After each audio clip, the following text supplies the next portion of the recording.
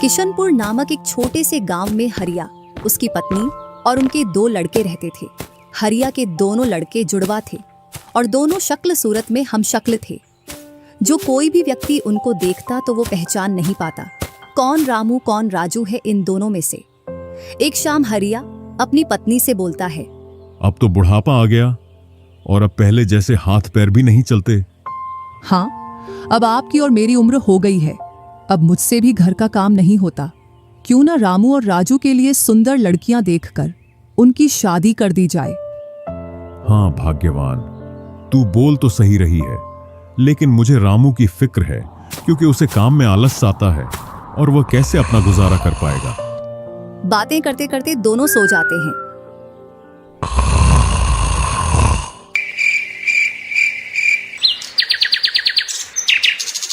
और सुबह उठकर हरिया रामू राजू से बोलता है, तुम दोनों खेतों पर चले जाना और एक खेत को खोद आना जिसमें मैं आकर बीज बो दूंगा। और आज मैं अपने दोस्त से मिलने के लिए पास ही के गांव में जा रहा हूं। 2 दिन में लौट कर आऊंगा। हरिया तैयार होकर दूसरे गांव की ओर निकल जाता है और रामू राजू भी खेतों की ओर चल देते हैं। दोनों खेतों में जाकर काम करने लग जाते हैं। रामू ठहरा कामचोर। वह थोड़ी देर काम करने के बाद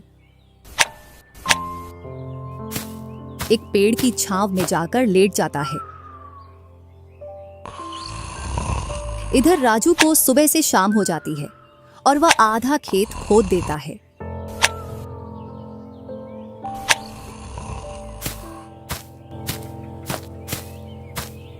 और हरिया भी अपने दोस्त के पास पहुंच जाता है। अरे भाई हरिया, कैसे आना हुआ? तुझसे मिलने की इच्छा हुई तो मिलने आ गया। चल अच्छा है, पहले भोजन करते हैं, इसके बाद गप्पे लड़ाएंगे। दोनों साथ में भोजन करते हैं। हाँ भाई हरिया, सुना सब कुशल मंगल? हाँ भाई, सब कुछ कुशल मंगल है।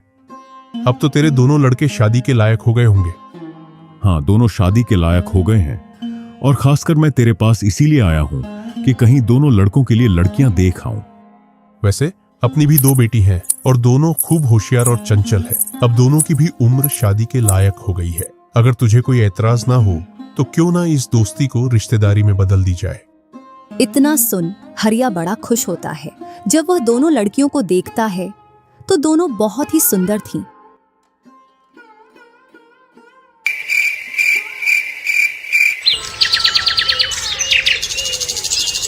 सुबह होते ही हरिया अपने दोस्त से बोलता है, मैं जल्द ही मेरी बहुओं को लेने आऊंगा।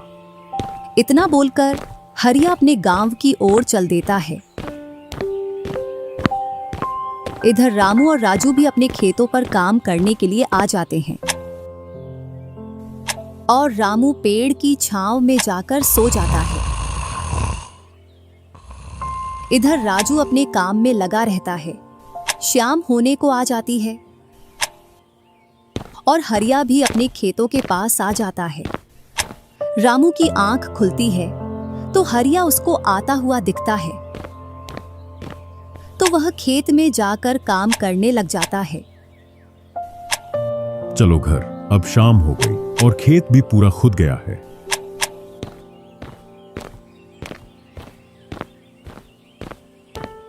तीनों साथ में घर पहुंच जाते हैं। हरिया अपनी पत्नी और दोनों लड़कों को बताता है कि वह इन दोनों की सगाई पक्की कराया हूं।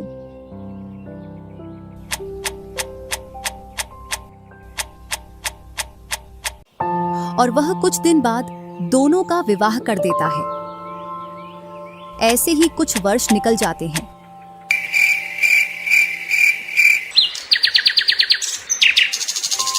हरिया और उसकी पत्नी का स्वर्गवास हो जाता है और दोनों भाई जमीन और घर का बंटवारा कर लेते हैं। रामू अपने आलसी पने की वजह से खेतों में काम करने नहीं जाता और दिन भर घर में ही पड़ा रहता। इधर राजू अपने खेतों में दिन रात मेहनत करता है, जिससे रामू और राजू की फसलों में अंतर स्पष्ट दिखाई देता है। एक दिन रामू राजू से बोलता है, तूने अच्छा खेत रख लिया और मुझे यह खराब खेत दे दिया। जिससे तेरी फसल अच्छी हो रही है और मेरी फसल कमजोर। कोई ना, अगली फसल पर खेत बदल लेंगे।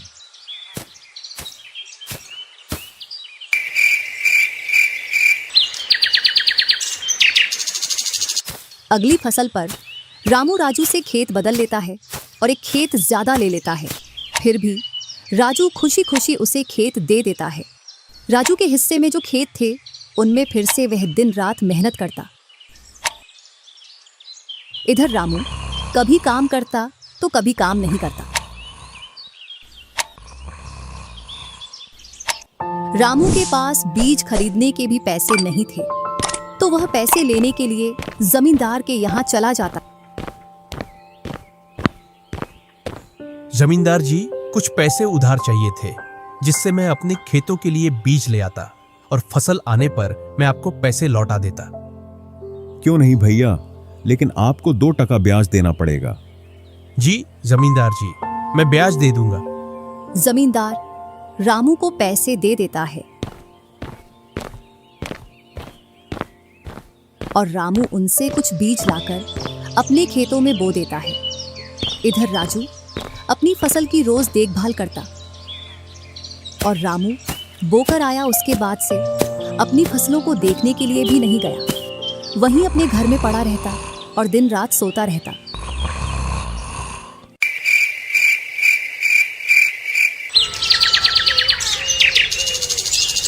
एक दिन जब फसल पकने का समय आया तो वह अपनी फसल देखने के लिए खेतों पर गया और फसल देखकर बोला, अरे इतनी कमजोर फसल! मैंने खेत बदल लिया, फिर भी लगता है मेरी ही किस्मत खराब है। जो भी जमीन में लेता हूँ उसमें अच्छी फसल होती ही नहीं है। ऐसे कहते हुए वह अपने घर आ जाता है और अपनी पत्नी से बोलता है, राजू की फसल तो अच्छी है, बस हमारी फसल ही कमजोर है। ऐसा कैसे हो सकता है? ऐसा तो होगा ही। दिन रात जो घर में पड़े रहते हो और खेतों में समय समय पर दवाई पानी नहीं दोगे तो फसल ऐसी कमजोर रहेगी। फिर बोलते हो किस्मत खराब है। किस्मत नहीं, मेहनत करनी पड़ती है। चल चल, मेरे को मत सिखा। अगर किस्मत ना हो तो कुछ भी नहीं होता। अगर मेहनत से कोई बड़ा बनता तो सबसे पहले गधा बड़ा बनता, क्योंकि उसके बराबर कोई मेहनत नहीं करता। और जो मजा जिंदगी में सोने में है वह मजा और किसी चीज में नहीं। बस इनको तो सुला दो, सोने के अलावा और कोई काम ही नहीं है।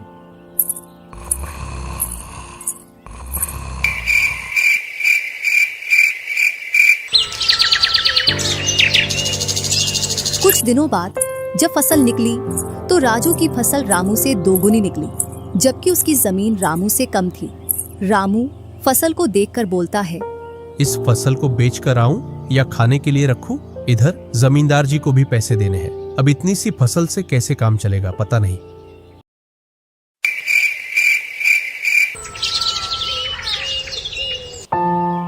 एक दोपहर रामू सो रहा था, तभी उसका गेट किसी ने खटखटाया। पता नहीं कौन भरी दोपहर में नींद खराब करने के लिए आ गया। जैसे ही वह गेट खोलता है तो सामने जमींदार खड़ा दिखता है। क्या यह रामू का घर है? रामू ने सोचा, क्यों ना मैं इसे राजू के घर पहुंचा दूं। यह मुझे पहचान भी नहीं पाया। मैं तो राजू हूँ, वह वाला घर है रामू का। जमींदार सामने वाले घर पर जाकर गेट को खटखटाने लगता है। राजू गेट खोलता है और बोलता है, क्यों भाई, इतनी तेज गेट को क्यों खटखटा रहे हो? मैंने आपके रुपए लेकर खा लिए क्या? हाँ भैया रामू, तुमने मेरे जो पैसे लिए थे उन्हीं को लेने के लिए आया हूँ। तुमने बोला था फसल आने पर पैसा लौटा देंगे, जो तुमने अभी तक नहीं लौटाया। क्या जमींदार जी, आप भी दोपहर में नशा करके आ गए? मैंने कब आपसे पैसे उधार लिए? क्या तुम ही रामू हो? नहीं, मैं तो राजू हूँ। रामू तो सामने वाले घर में रहता है।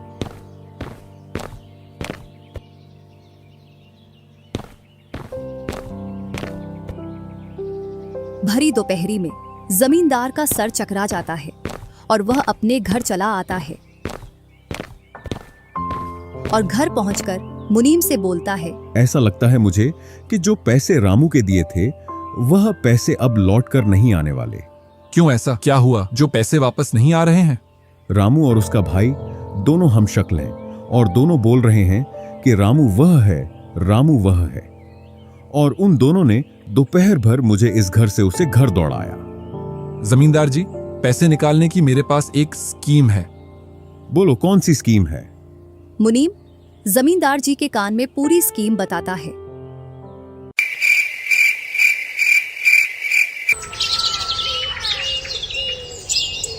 दूसरी सुबह जमींदार, मुनीम और दो आदमी जिनके हाथ में लाठी थी, चारों लोग रामू के घर की ओर चलते हैं।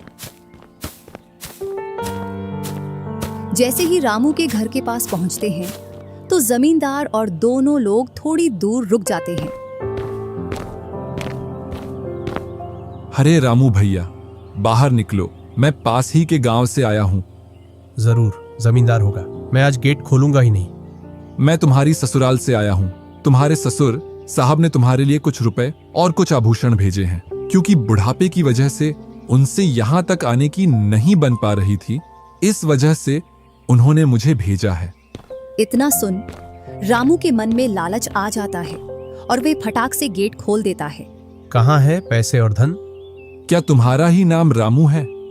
हाँ, मेरा ही नाम रामू है। कहाँ है धन? यही पास में रखा है, चलो दोनों उठा लाते हैं। वह मुनीम के साथ चल देता। थोड़ी दूर चलने के बाद मुनीम जमींदार जी को बुला लेता है। जमींदार और दोनों लोग रामू के पास आ जाते हैं। लाओ मेरे पैसे लौटाओ, ब्याज समेत। मैंने आपसे पैसे नहीं लिए। ये ऐसे नहीं मानेगा। अब तुम दोनों के हवाले करता हूं, तुम चाहे जैसे इससे पैसे निकालो। और दोनों आदमी रामू को लठ से मारते हैं। रामू चिल्लाता हुआ, अरे भाई रुको, अरे भाई रुको, मत मारो, अरे भाई रुको, मत मारो। इधर वह दोनों रामू में दे लठ लठ बरसा रहे थे।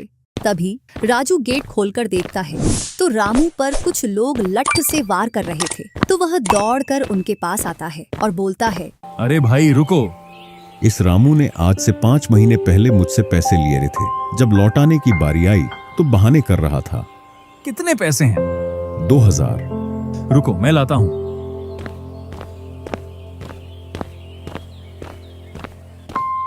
राजू रुपए लाकर जमींदार को देता है और जमींदार और उसके साथी वहां से चले जाते हैं।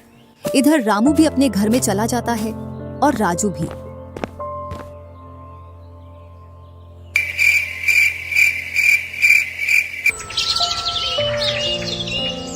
कुछ दिनों बाद दोनों भाई अपना अपना खेत खोदने के लिए खेतों पर पहुंच जाते हैं। इधर खेत खोदते खोदते राजू दौड़ते हुए रामू के पास आता है और बोलता है, देखो मुझे खेत में क्या मिला है। राजू के हाथ में हीरा देखकर रामू के मन में लालच आ जाता है और वह मन ही मन सोचता है, इसके खेत में तो और भी हीरा हो सकते हैं। क्यों ना मैं इसको मेरा वाला खेत दे दूं और इसका खेत में रख लूं, जिससे मेरे पास भी बहुत सारे हीरे हो जाएंगे। मैं क्या बोल रहा था, क्यों ना तू मेरे वाले खेत पर फसल कर ले और मैं तेरे वाले पर। इतने दिनों से तू कम जगह पर कर रहा था। और रामू राजू वाले हिस्से को खोदने लग जाता है।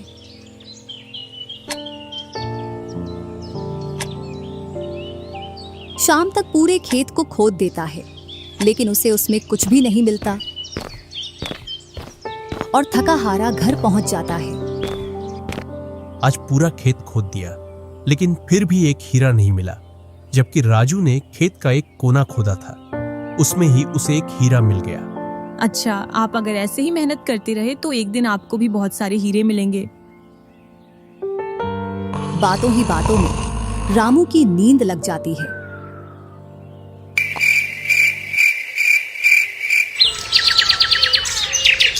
और जब सुबह होती है तब वह बोलता है, आज जैसी नींद मुझे कभी नहीं आई।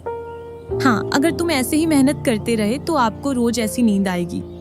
और रामू उसे वर्ष राजू की तरह अपने खेतों में मेहनत करता है और दोनों की फसलें बराबर निकलती हैं, जिससे रामू के चेहरे पर अलग ही चमक दिखती है। एक दिन चारों लोग साथ में बैठकर खाना खा रहे थे। क्या सच में उस दिन खेत में से हीरा निकला था? हाँ भैया, निकला था ना। जो आज आपके घर में उसकी वजह से कई सारे हीरे रखे हैं। इतने में ही रामू की पत्नी बोलती है, वह तो नकली था, आपसे काम करवाने के लिए। इसी प्रकार बातें करते करते चारों लोग अपने अपने घरों में जाकर सो जाते हैं।